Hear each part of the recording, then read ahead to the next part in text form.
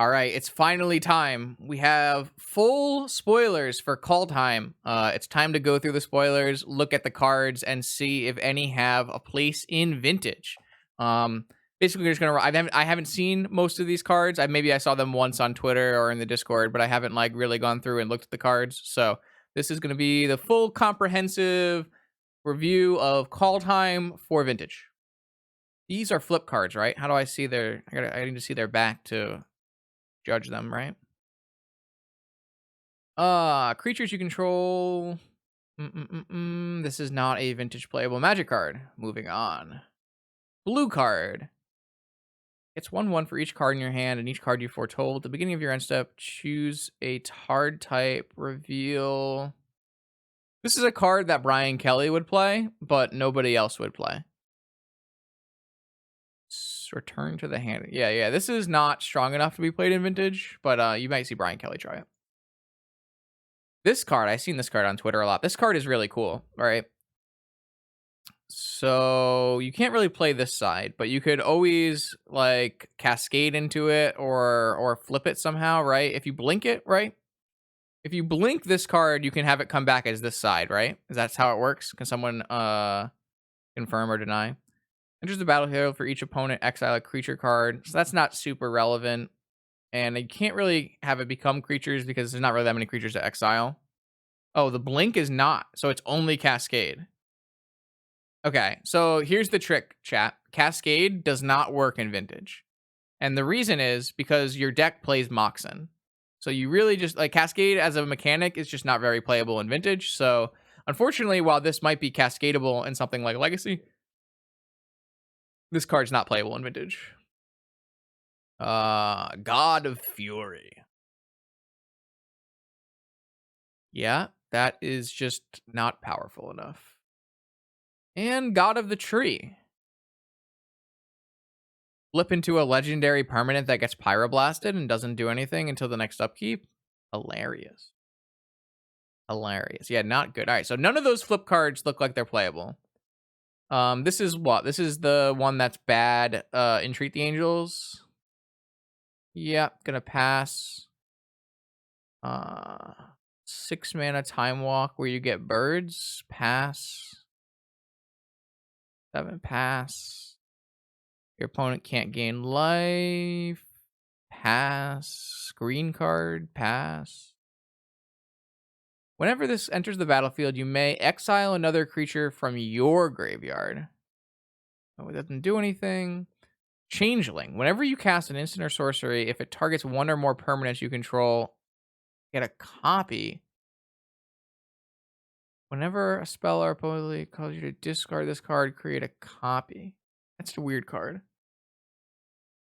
I think you're going to hear a lot of passes today. I do agree with that idea. I'm kind of not seeing this one. It's a really cool card, though. Probably a dope commander.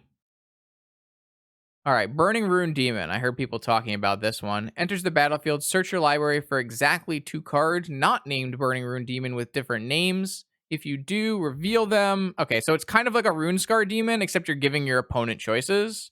And one is going into the graveyard and one's going into your library. So the first place people will think about this card is Oath of Druids, kind of in like a deck that we're currently playing. But you would have to have 2 cards that return your library. So you'd have to play like Underworld Breach and Yawgmoth's Will or something. Or like maybe you have to play like Yawgmoth's Will and Noxious Revival, I guess. I guess that works, because then you just Noxious Revival and you draw your Yawgwill. So that kind of works. But I think you would rather just play Runescar Demon and just put the Yawgwill into your hand. So yeah, I just think this card is not actually good. This card, I actually think you could play this card theoretically. I don't think this card would be good. But making treasures make 2 mana and it just being a 9 pyroblastable 4/4 flying haste. Like, I think this possibility you could play this in a treasure-based deck. And I'm going to be looking at treasure-based decks because I know there's another card in this list that like really works well with treasures. So I think I'm going to try this card, but I don't think it'll be very good. But yeah, this card makes elves. Don't really care. This is a Wrath of God that's probably good in standard. What the hell does this say? Costs 1 less for each snow permanent. Yeah, this is not playable. Okay, so this is a card. This is a card. Bolt's Trickery. Let's read this one out. Counter target spell. Choose 1, 2, or 3 at random. Its controller mills that many cards, then exiles cards from the top of their library until they exile a card with the same. They exile a non-land card with a different name than that spell. They may cast that card without paying its mana cost. Counter target spell. Mill until you exile a non-land card with a different name. So can you like polymorph maybe somehow your own spell?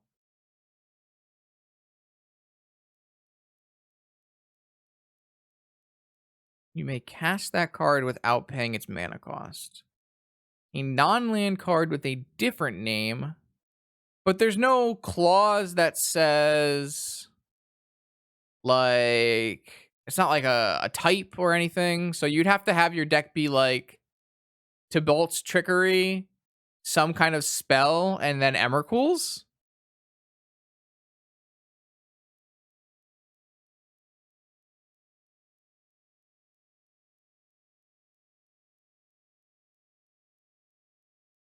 Yeah, I'm not seeing it. But the clause is just a different name. In Vintage, every card in your deck is going to be a different name than whatever you counter for the most part. There's very few cards in people's decks that are actually 4-ofs, besides like Force of Will. It works with Teferi and Lavinia. That's fair. So you could make a 1-red counterspell, but the thing is, if you're already playing Teferi and Lavinia in your deck, you're already playing blue, so why do you need to make your why do you need a red counterspell? So yeah, I'm not seeing this. I'm not seeing the applicability of this card. It's a cool card though. Of course, red having I guess it's not really counter spells. It's like non-pyroblastful. There you go. My chat understands. My chat knows. Big green idiot.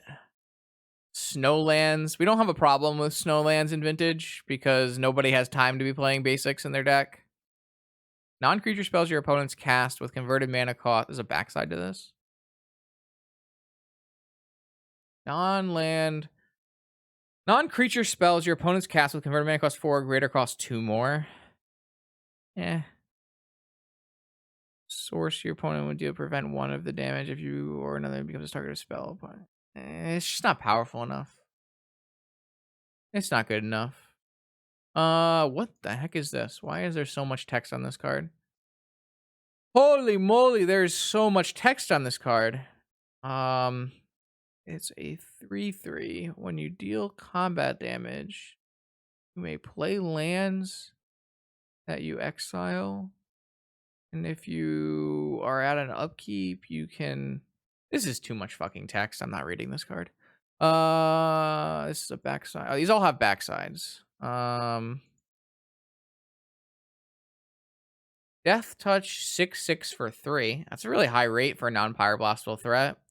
It's not as high as the Rotting Regisaur. When you upkeep, you have to exile 2 cards from your library. If not, sack. Okay, that's 2 cards from your graveyard. Sorry. That's probably worse than a Rotting Regisaur. And then the backside of it is milling and drawing. I don't really think there's a place for this card in Vintage. I can't really see one. No, it's not Jotun Grunt because it's your graveyard. So if it was your opponent's graveyard, this card might actually be playable. If this said any graveyard, this card might actually be playable. If it said like up to 2 cards, or no, I guess you can't do up to 2 cards. You have to do exactly 2. It's kind of an awkward. I don't know. If it said from any graveyard, I think it'd be you might be able to play it. I don't know if it'd be good, but it might be more playable, right? As it stands, I think there's not really a space for this. This card, I think, is interesting. Now, I asked my Discord if there were similar effects to this, and no one came up with like a similar effect where you get mana for casting spells. So I actually like, obviously the second line of text here has no meaning in Vintage. But this first line of text, cast a spell, add a red, is very powerful. It's something you need to look at. This card and its backside is not unplayable either. Okay, I have a question. Yeah, this is better than Steamkin though. This is definitely way better than Steamkin. Um, can I play the front side and then also have a legendary artifact, Horn of Bounty? I assume so, right? They are different names. Okay. This backside is not like, you're almost never playing this backside when you are playing a deck that wants this front side, unless you already have the front side and you have a bunch of like lands in your hand, right? This card is not bad. This card is not bad. I mean, it might be bad. This card is not unplayable. I guess is a better thing to say. You can make a deck with this card. This effect is very powerful. When you cast any spell, make a red mana that doesn't lose between steps is really nice. You don't lose this mana as steps and phases end. Does that include turns? Or does that only include on your does that include like cleanup, or I don't know? End step is a step. Just never empties. I think this goes away in cleanup, right?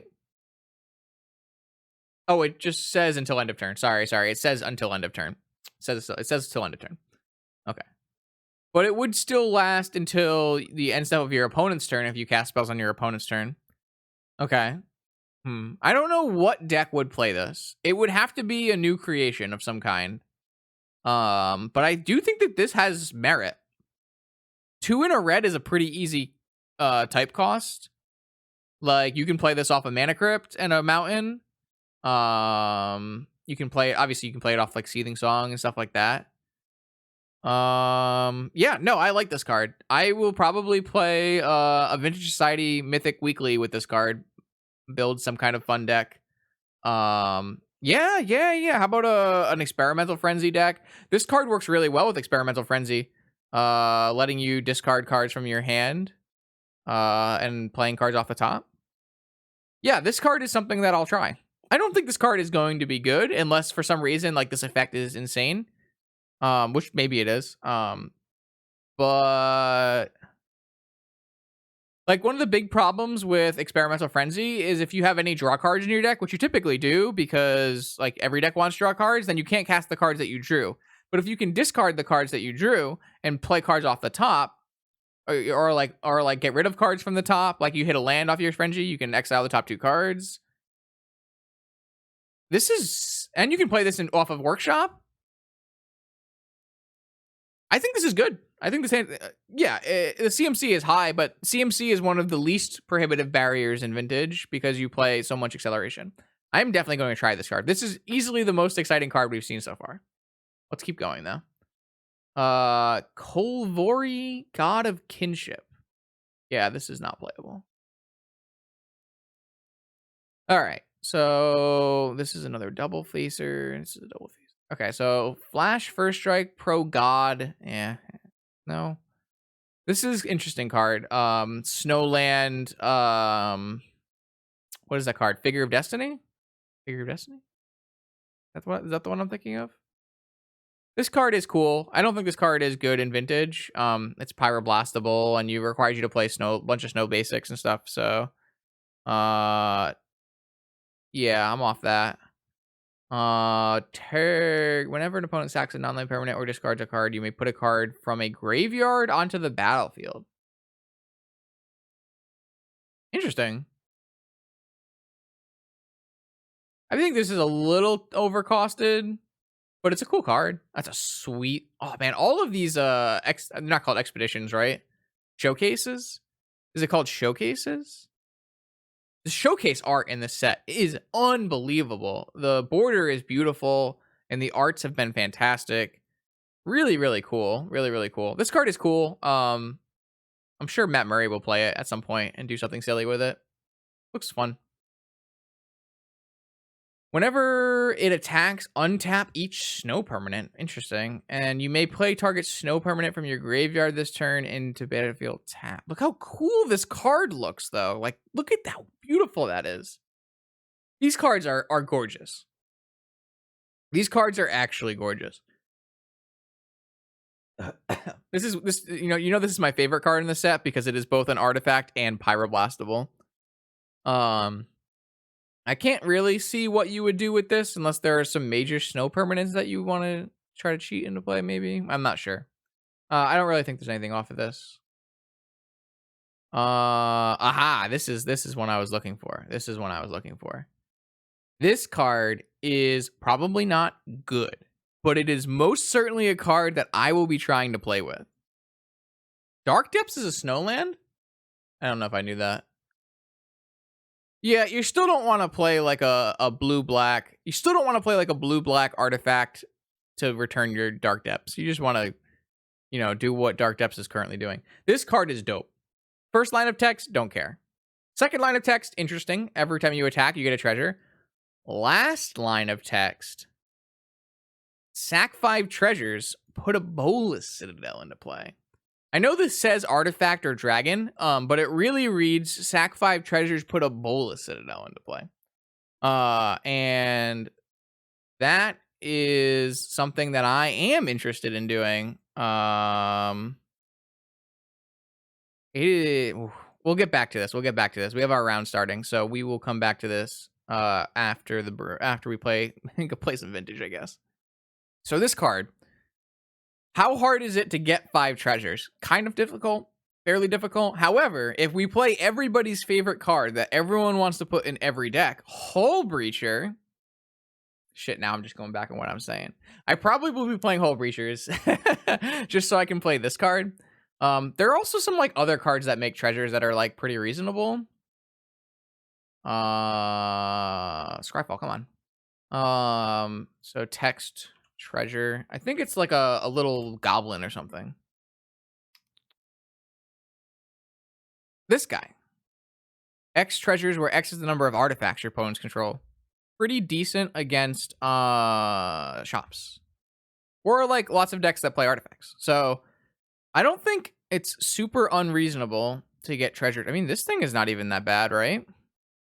5/4 flyer, end step, you get. Oh no, that's for non-tokens that die. All right, never mind, that's terrible. This thing makes treasures and makes them make more mana. This thing obviously makes treasures. This thing makes the treasures. This has treasure counters. Obviously, there's Revel, but that's kind of bad. This dragon makes 2 treasure. Swindle. We can go swindling.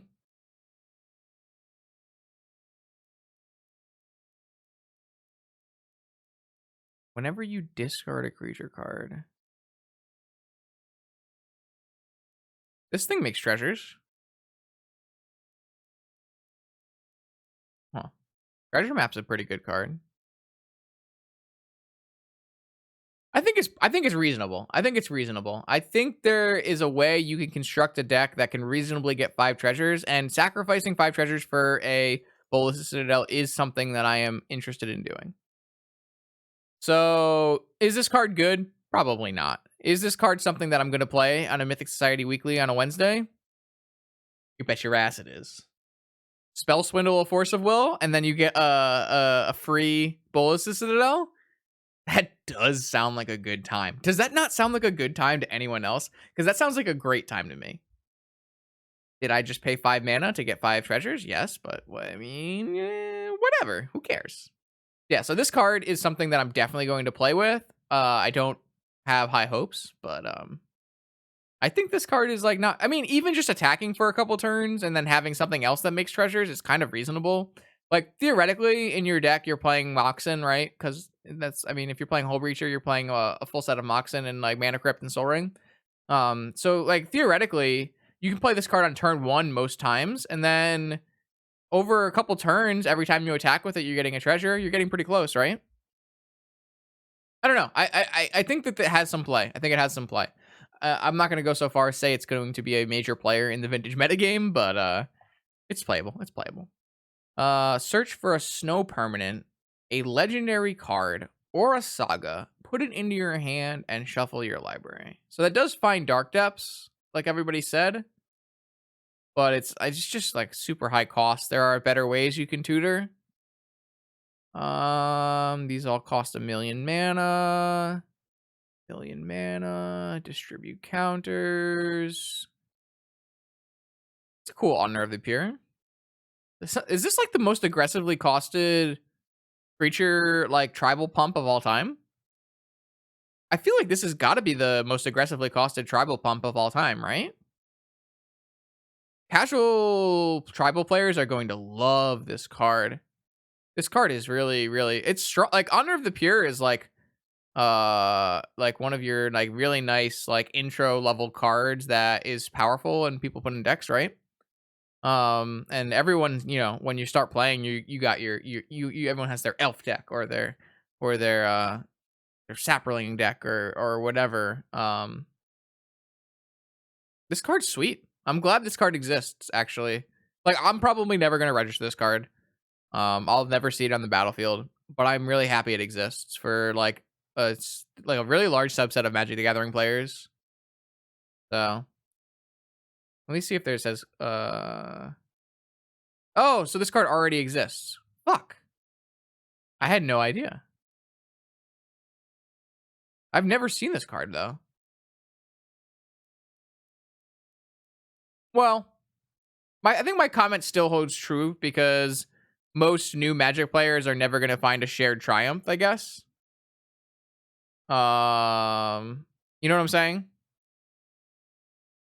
Most Magic the Gathering player, like most new players, aren't gonna ever have a shared triumph. So this is a card that they can open in a pack and be very happy about. That's what I'm kind of talking about, right? All right, so actually, let me. What are the cards that we've actively thought we could actually do something with? I mean, technically this, and technically this was the best one, and then this one. I want to keep them open so that we can do an ending summary. If it was cast from your hand, return all permanents to their owner's hand. Oh, it costs 7. Each non-land card with Foretell has Foretell, and the Foretell cost is equal to the mana cost reduced by 2. Does that do anything interesting? Are there any cards that would be super happy about this? I'm thinking like the blue card.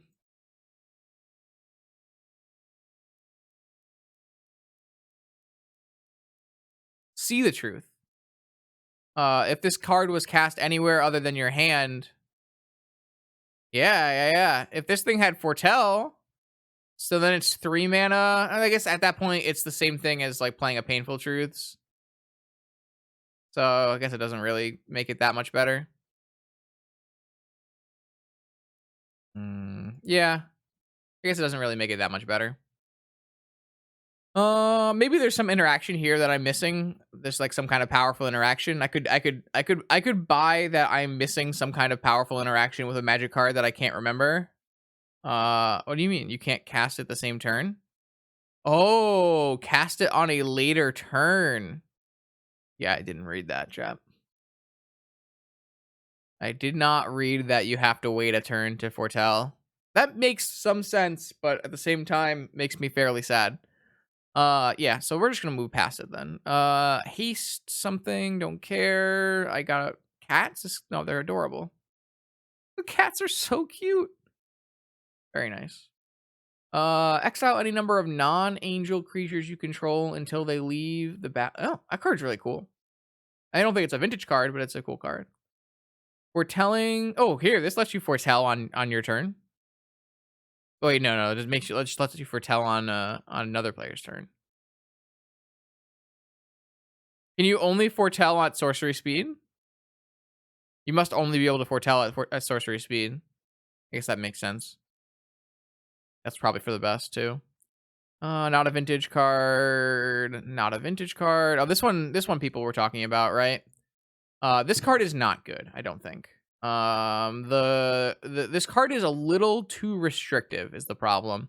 So what it says is on your upkeep, you may cast a free permanent spell that costs exactly one more than the highest converted mana cost among other permanents you control. Or scry one. So like you play this, but it doesn't count towards itself because it says other permanents. So immediately the best you can do is a one cost because you have lands, right? Um, like if this card didn't say other permanents, then you could theoretically play it on turn, play it and then untap and play a 3-mana walker. That would be pretty good. Um, but because it's like so restricted, like if you play a high cost thing, then you can no longer do lower cost things. One of the cool interactions that came to my mind was like if you play a hollow one, then you can play like a Primeval Titan for free, which is kind of cool, right? Like if I cheat a hollow one into play and then I put a Primeval Titan into play, I don't know. That sounds like fun. Like maybe we'll try to do it for an event, but this is so restrictive. It's a powerful effect, but it just ended up being like way too restrictive. And I understand why they made it super restrictive because if you don't, it like people start doing very unfun things with it, right? But yeah, I mean, there's no decks that are playing both Hollow One and Primeval Titan. I'm aware of that, but I'm just thinking of fun, powerful things you can do, right?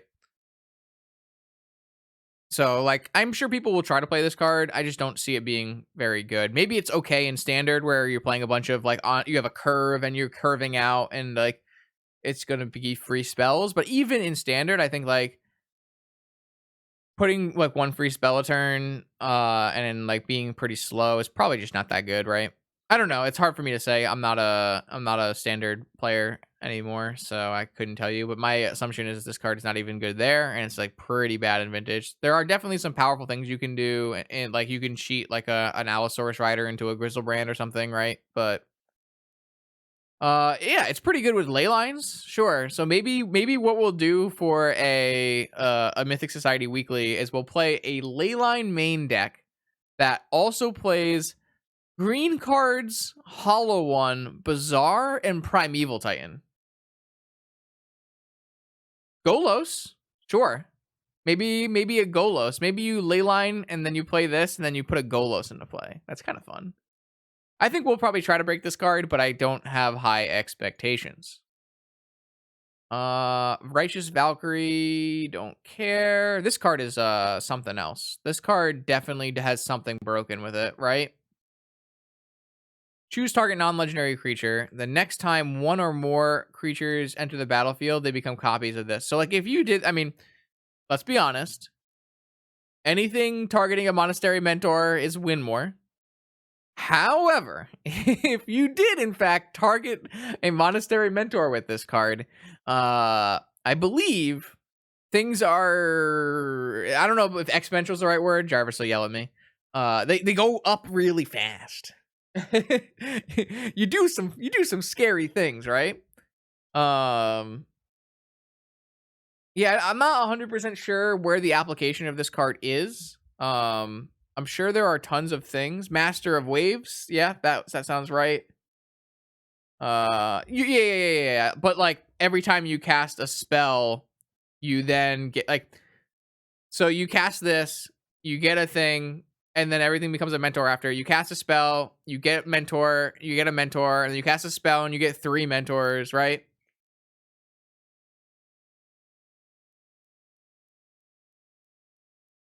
And then you just have a bunch of mentors. It's not until end of turn, right? They Yeah, they just enter as copies.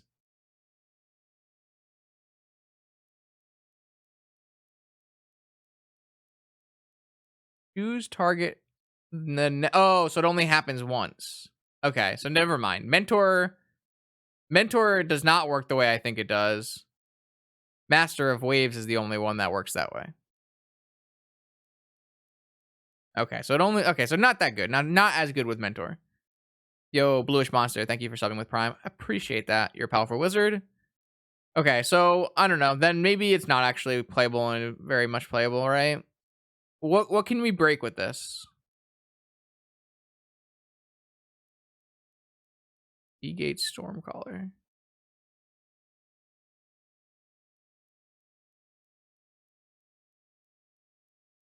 I guess it turns off other creatures, opponent's creatures. You can make Planeswalkers enter as a creature. Yeah, this card is probably too narrow, but it's not. It's certainly powerful, right? Yeah, that makes sense. I understand where I went wrong with the waves and the mentor thing. I understand now. I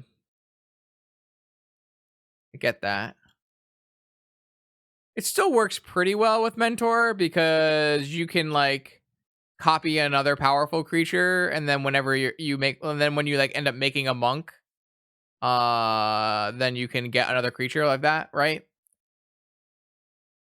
Um, Theoretically, you could play it in Oath because you have spirits, so that you can turn off other players' plays.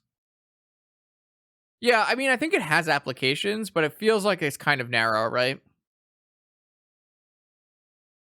It does mean you have more than one mentor, but most of the time when you resolve a mentor, you won the game, right? So, yeah, this card is interesting. I'm gonna keep it up on the top here because I do think that it I do think it's powerful. But I think it's too narrow, probably. Unless I'm missing like a really key interaction, which I probably am, seeing this is how my first viewings have gone so far. I've missed a couple key interactions. An elf, when elves die, you draw cards. This might be playable in Legacy, but not Vintage. No bueno, no good. Search for runes. I remember the runes were not very good. So, whenever you cast a spell of a chosen type, copy that spell. With creatures, that's not very good. Pyroblastable, huge enchantment. No good. A non-token creature in a cone controls die, exile it with an ice counter, and you may cast cards your opponent's control with an ice counter. Yeah, that's like a EDH card. Giants deal more damage, whatever. Big troll, who cares? And then we're down to uncommons. Shapeshifter. Okay, look at the top card of your library. Cast any creatures. No, not feeling it. Not very strong. Think that's about it, right? That card's pretty powerful. Creatures with death touch gain poison counters.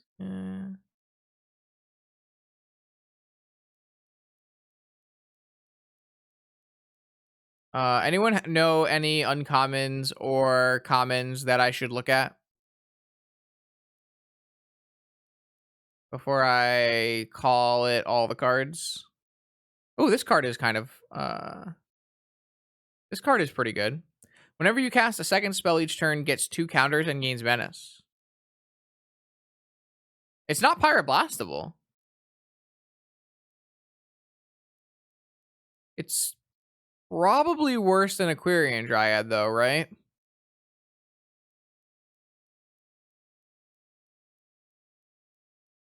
I think second spell of the turn is pretty prohibitive, unfortunately.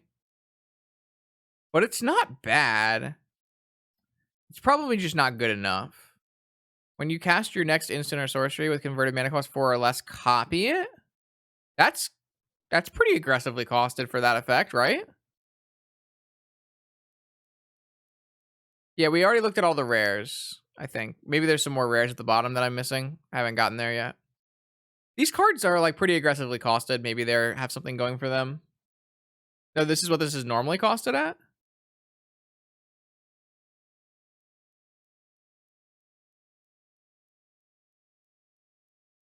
I mean, you can foretell it.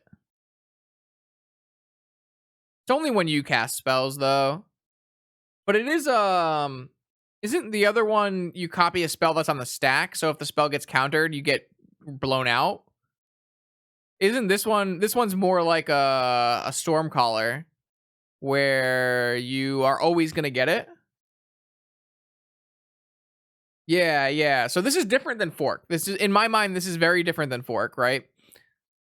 This is more like the Stormcaller. If you're using red to copy one of your own spells, it's probably not good, right? But I do think that I wouldn't be surprised if someone did something fun with it, right?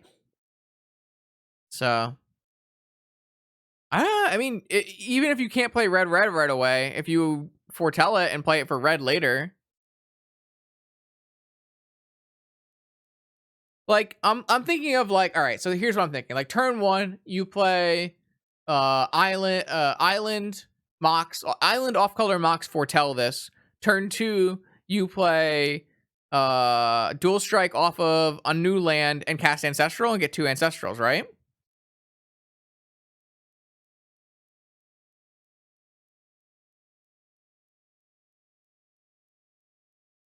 I don't I like all right. Stormcaller hasn't been good for yet. I mean, it's not bad. It just hasn't been great yet. I don't know. This is probably not good, chat. I'm just thinking about it, right? I'm just thinking about it. I don't think this is unplayably costed, though. Oh, anything else in here? Anything else in here?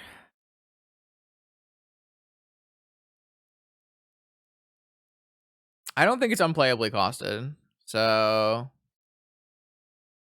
the fact that it doesn't double a force of will makes me kind of sad, but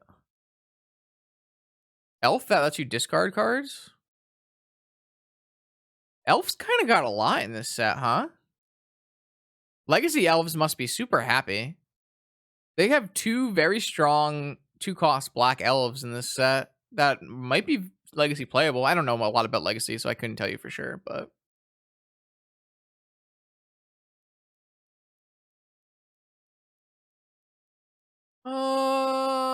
look at the kitty.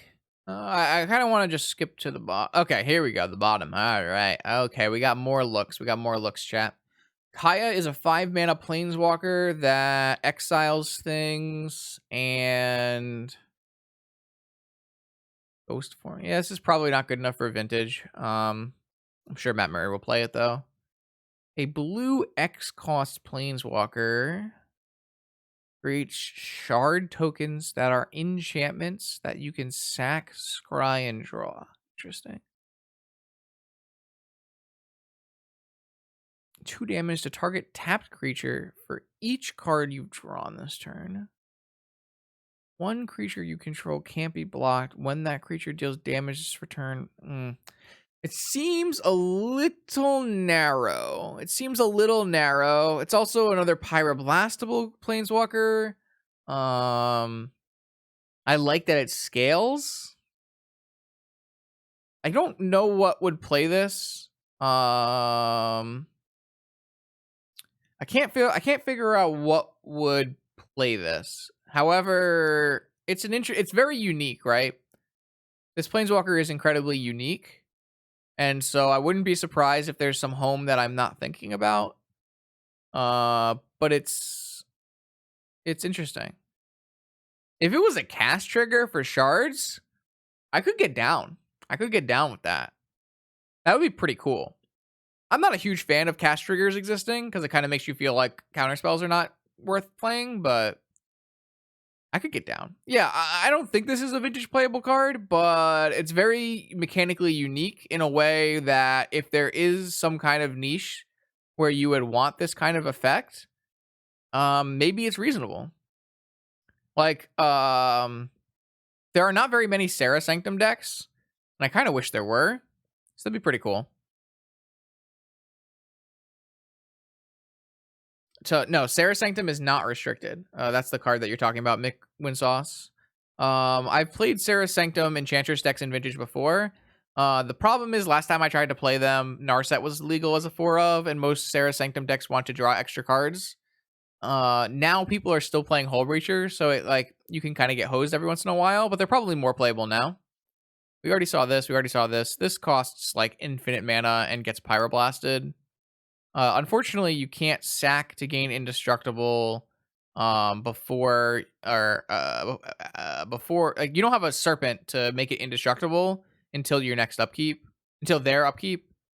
So no bueno. We have a bunch of cool enchantment saga. Yeah, see if we can find anything that does anything worthwhile here. This is basically a Dovin.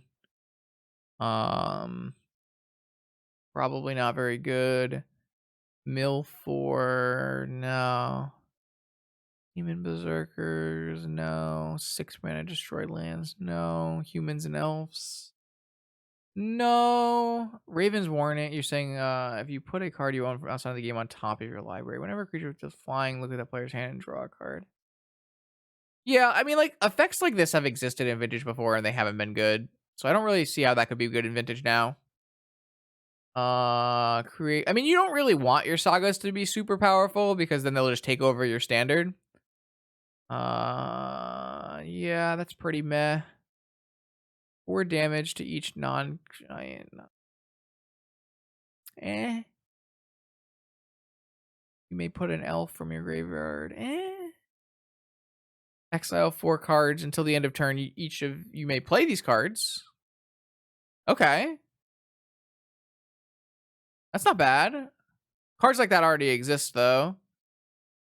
I'm not sure how this is costed in comparison to the cards that already exist that are like that. A lot of the time when you're paying 4 mana, and you, especially if you're being prohibited by red and white pips, you really want to just like play an experimental frenzy and hopefully win the game on the spot. So, create shapeshifters. Yeah, I don't care. All right, we got a big dragon. Not very strong dragon though. Whenever a permanent opponent controls is put into the graveyard from the battlefield, put a 1/1 counter on this card. At the beginning of your upkeep, if you have one or more counters on it, remove them. Exile each non-land permanent with converted mana cost less than or equal to the number of counters this way. Interesting. Hold up. I see a Pernicious Deed. I see a Pernicious Deed here. So if you play this card and your opponent cracks a fetch,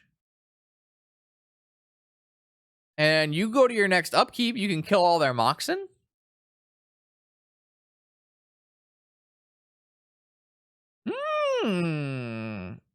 That's interesting. That's interesting.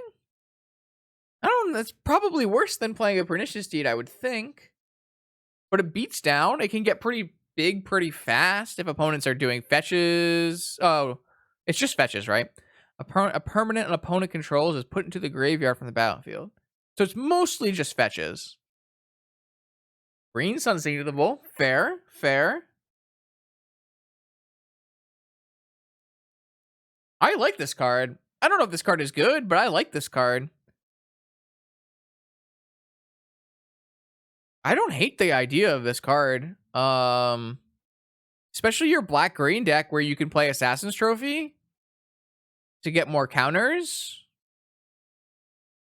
Exile each other. So even if you got up to 3, you could still keep this in play. I like this card. I don't think it's bad at all. I mean, maybe it's not good, but I don't think this is bad. This is on my list. Let's put this on the list. Put it on the list. Wasteland? Yeah, Wasteland. I like this card. This card is cool. I like this card. What's the other is there? Ooh, that looks dope. So dope. All right, I'm down. That card's sweet. We saw this card. These are uncommons, so I assume none of them are super good. Create a treasure token. I don't think we're creating any treasure tokens with forging the Tyrite sword, but this card is worth talking about. Whenever you cast a spell you own anywhere from outside, draw a card. Combos pretty nicely with cards like Experimental Frenzy. Well, not really Experimental Frenzy, but like Bullets of Citadel. All those kind of things where you're casting from not your hand. Unfortunately, it's like a little small. It's just a 2/2 flyer, and it gets pyroblasted, so it's probably just not really good. This card's sweet as well. Zombies and snow creatures get 1/1, and you can return to the battlefield using 3 snow mana. I don't think there are any current decks that are going to play 3 snow mana. Is the only issue with this card. Yeah, Yawgmoth's Will, Underworld Breach. Like Vega has like applications, but a lot of the cards that you cast outside of your hand are already winning you the game, so it's kind of just win more, and it's not really useful. This card is sweet. This card is sweet. But I just don't know if there are any graveyard-based decks that are going to play 3 snow mana.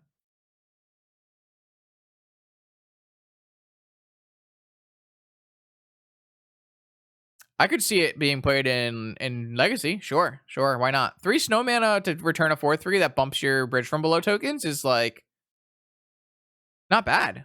Not bad. Astrolabe makes 3 blue snow mana. Yeah, that's true. Astrolabe helps make mana. I actually think this card is like pretty strong. Not for vintage, obviously, but it's just a strong card. So, creatures enter the battlefield. You make icy monoliths. This card's cool.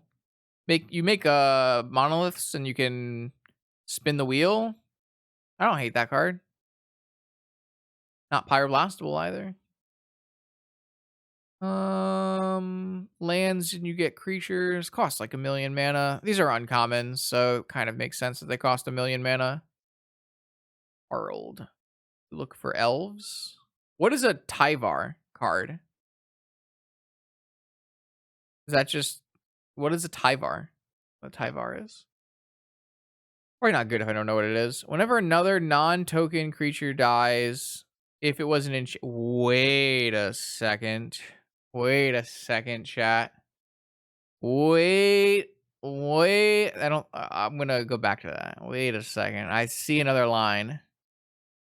No, you're thinking too small or you're thinking too big, I guess. All right, let's go here.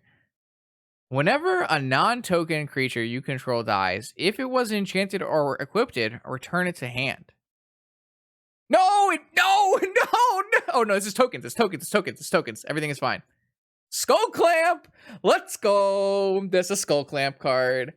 It's a Skull Clamp card.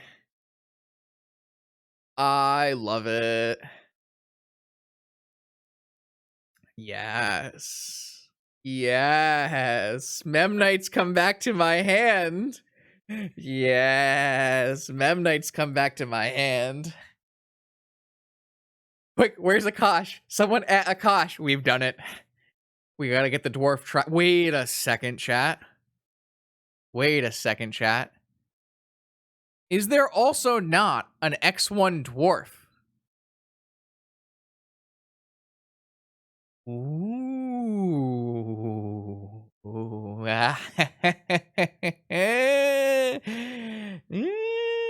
Yes, very good. Okay. This is probably I should preface my large yelling and screaming that this card is probably not very good. However, it is definitely a card I will build a vintage deck around and stream, which is exciting. I'm a big Skull Clamp fan. When I can Skull Clamp is bad. Don't worry. When I ooh, it's a legendary creature, Mox Amber. Look at this art. What is this art? Yo, these showcase artworks are nice. I just love them. I love it. Okay, this is a legendary for Amber. This is a legendary for Amber. All right, we have a deck. We've got a deck, chat. We've got a plan. We've got an absolute plan happening. We got Dwarf, Tribal, Skull Clamp, Bolas' Citadel deck. This is definitely something we will play and have it be bad, but maybe I'll win a challenge with it, you know? It kind of this sounds like a deck. This sounds like a deck that I would win a challenge with and never play again. I'm not going to lie to you. That's what it sounds like. All right, I'm in. This card is sweet. Big fan. Riddlesmith is a 2/1 that comes back.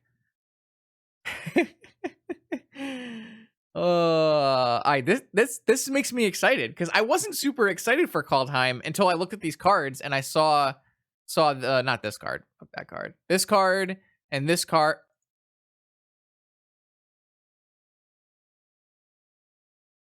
Chat,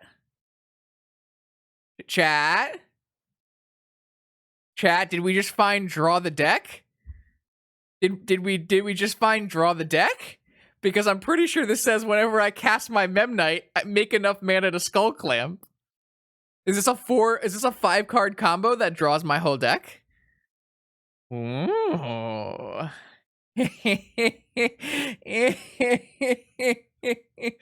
Wait a second, this is actually dope. Wait, this is so sweet though. This is a Bolus Citadel deck. This is a Memnite, Skull Clamp, Dwarf. This deck is oh. Oh. I'm in. I'm in. I'm in. This is we're playing red, white, Dwarf, Citadel combo. Very first Mythic Society week. I am putting that in now. I have exclusive rights to Dwarf Brew for the first Mythic Society vintage week, okay? I have rights. No one can take it away from me. If you're gonna draw a card, I don't care. Creatures you control are every creature type.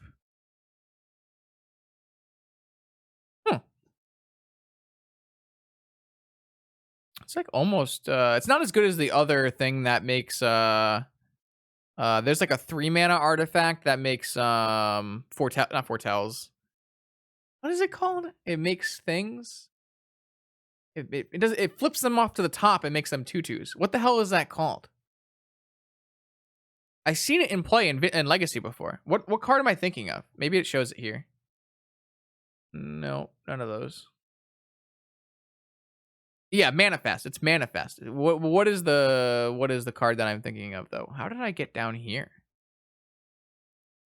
What happened? Not Ugin. Not Ugin. There is an artifact that taps and does it. There is an artifact that taps and manifests. No. Chat, we need to figure this out. Why does nobody know? Tap. Manifest. Scroll of Fate.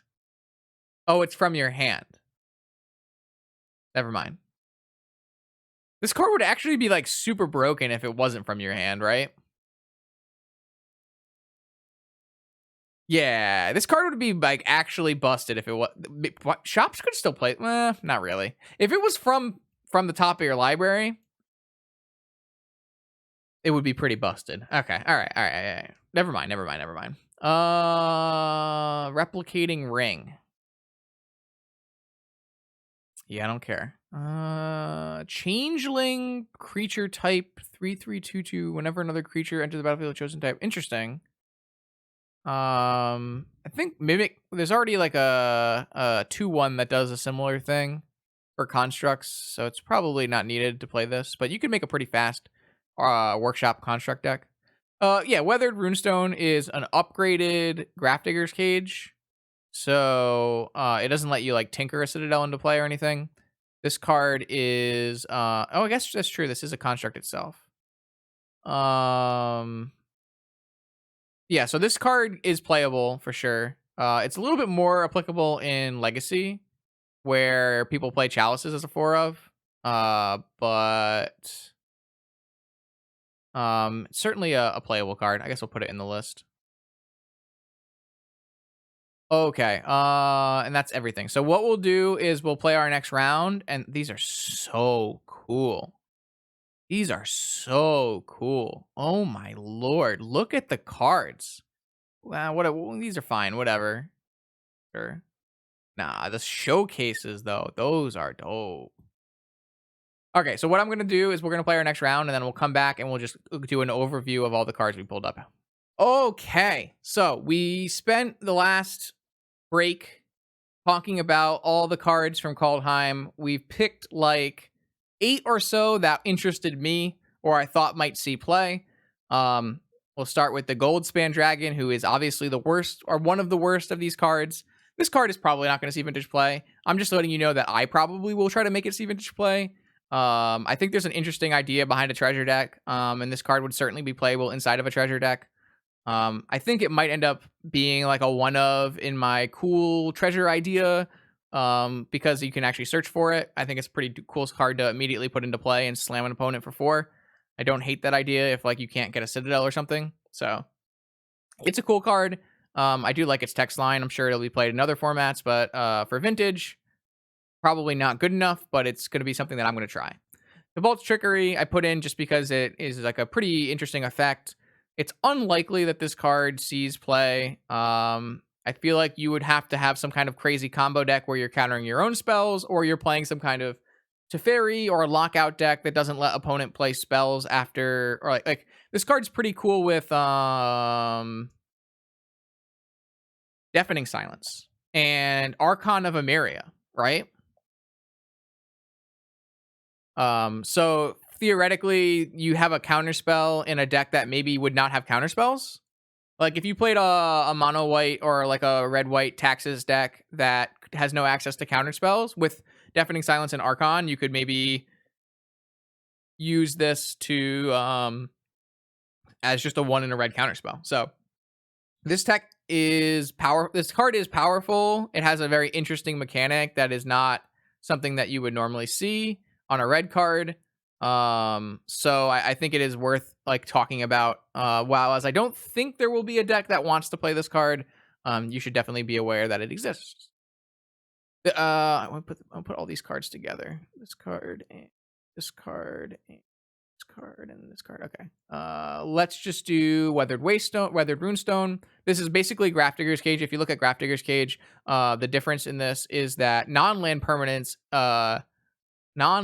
cards can't enter the battlefield. So things like Riot Arbor would be able to go into play, but things like Tinker Citadel wouldn't be able to go into play. I don't really think that this card is a better choice than Grafdigger's Cage.